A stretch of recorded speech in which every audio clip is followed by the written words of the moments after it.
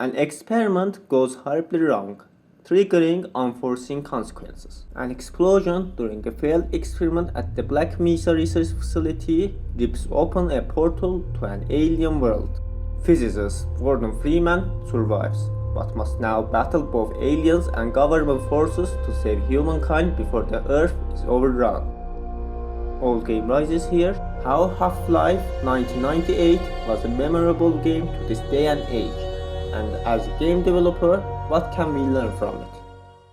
Half-Life, also known as Black Mesa, which is the remake of the original game, players assume the role of Gordon Freeman, a scientist who must escape the Black Mesa Research Facility after it is invaded by aliens during an experiment gone wrong. The gameplay consists of combat, exploration, and puzzle solving.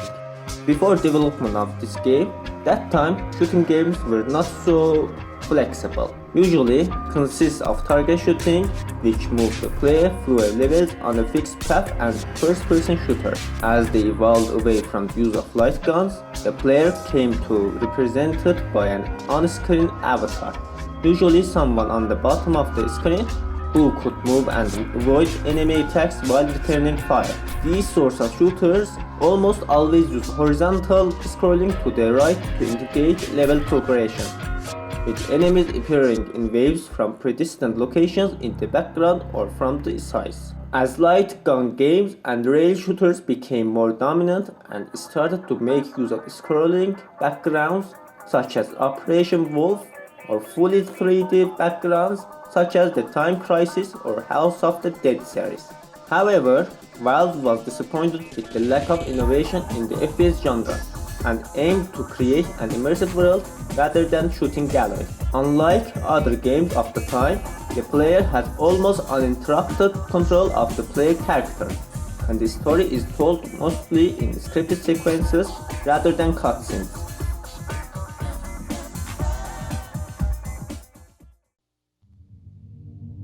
Good morning and welcome to the Black Mesa. Another beautiful normal day. Some speaker is spouting nonsense in transportation.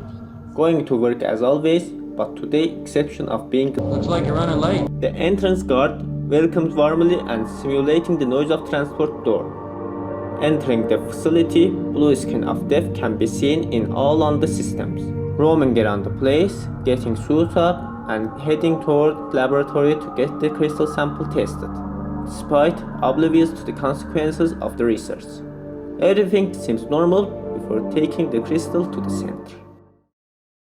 End of story introduction. Now action time. Within all dangers and chaos in the place, player is forced to escape, otherwise meeting his demise. Without any tutorial for what to do, only option remains to get out of this madness where the player came from. There is the crowbar, and now player has the option to break things like door glass and getting through. The environment design forces players to look for a way to get past the levels. Now that I have no use for this blue guy, I politely ask to lend me his handgun. And yes, you can get guns from guards around you. What a cool game feature. One thing I did not notice was how violent this game was. Because you watch again and again, people around you die brutally, and most of the time you cannot do anything to change their fate. This shows the player how powerless and helpless you are in this situation, that you are the only one survives in this chaos. But sometimes if you save someone, the game rewards you to more ammunition. Anyway, there is an important feature in this game that you don't use it most of the time in other first-person shooters, that is jump button. You see, in FPS games like Call of Duty's single-player campaigns, despite having the ability to jump, there is not much point of it. However, Half-Life offers platforming. It is no special thing to have platforming, and nowadays it is not a good idea to have platforming in FPS-focused games. At least that's my opinion. After obtaining shotgun, it makes player feel having every weapon you gain is vital. Every weapon in Half-Life has situational uses. For instance, in close combat, shotgun is the best weapon for fight. Without enemy sight on you, grenade is one of the safest options and also can be used places with no gun can reach. Crossbows, on the other hand, is the only weapon can be used underwater and as well as sniping targets. Lastly, laser trip mines can be placed on flat surfaces to lure enemies into them without engaging in a fight. And so much weapons in Half-Life can be used in a clever way, but unfortunately, that's not the case after some point of the game anymore. Let's talk about player progress. Half-Life's gameplay and level designs developed in a way that player makes decisions out of curiosity. Searching every single room, every time you see a button or lever, you are probably going to have an interaction. Because first time you press the button, it led to the game advancement, and these kinds of choices never backfired. You always trust every button you reach, unlike the choice leads to your doom and betray you like Dark Souls.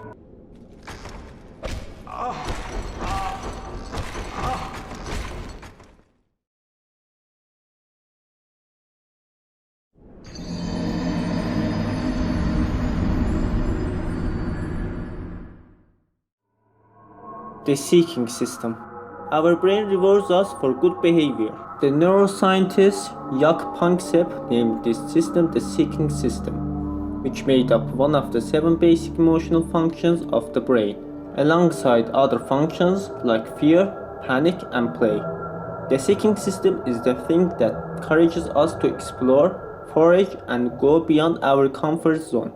Another way of Half-Life, keeping the player in flow of the game, is environmental design. For example, Operation BLASTPIT. First time encountering some monsters that are invulnerable to your weapons you got. After some struggle to pass the monster and reaching the pipe control room, which you turn on the oxygen and fuel pipes. And upon returning, the test fire button does not work. Disappointment. After some hard brain work, player realized there is no button. In the way there weren't anything related to power. So then, power must be in the way back, following wiring system, reaching the contraption and enabling the power system. Congratulations! Now it's time to put the monster out of its misery.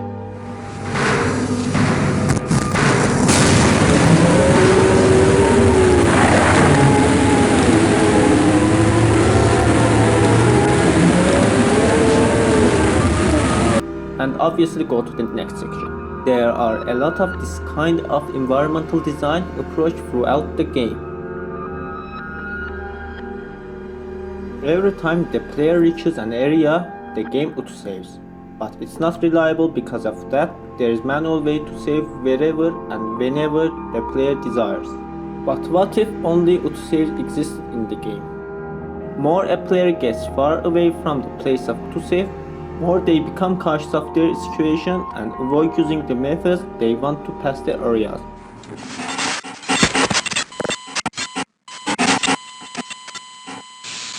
Instead, whether it's a safe place with healing kits or before getting into dangerous situation, saving can make players approach the danger and apply whatever tactics they have in mind. Whether players want to rush in danger and die like an idiot, or using traps to lure hostiles in them. Back to the plot. After going with railroads, firing up the rocket, getting the crossbow, going through freezer, dealing with the Black Ops assassins, getting knocked out by its ECU, realizing I was a trash this whole time, getting out of the garbage, heading to the darkest part of the Black Mesa facility. Gordon Freeman, you finally found us. So this is the guy. We thought you'd never make it. We suspect there is an immense portal over there, created by the intense concentration of a single powerful being. You will know it when you see it. I hate to say this, Gordon, but you must kill it if you can. Yeah, you'd better kill it. Ready to go to the world of Zen, a world which full of Half-Life's lore. Free from walls of the Black Mesa, but then again, greater danger awaits the protagonist.